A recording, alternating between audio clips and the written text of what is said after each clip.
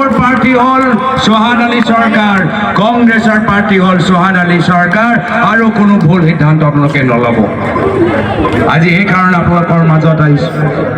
বহুতখিনি ইয়াত কথা পাতিবলগীয়া আছে। উন্নয়নৰ ক্ষেত্ৰত আপোনালোকৰ বহুতখিনি অভাৱ আছে, আৰু উন্নয়ন কৰিবলৈহে আমি ৰাজনীতিত ভৰি দিছোঁ। আজি ৰাজনীতিত আমি টকা পইচা ঘটিবলৈ কৰা নাই।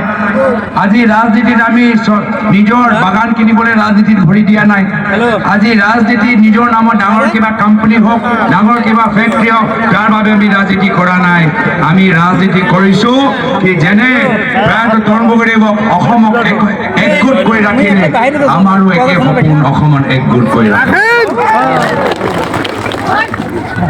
যিদৰে প্ৰায়তঃ তৰুণ গগৈদেৱে সদায় দুখীয়া মানুহৰ বাবে চিন্তা কৰি গ'ল, এই দুখীয়া ল'ৰা ছোৱালীৰ শিক্ষা চিকিৎসাৰ ওপৰত বয়োজ্যেষ্ঠসকলৰ বাবে চিকিৎসাৰ কাৰণে চিন্তা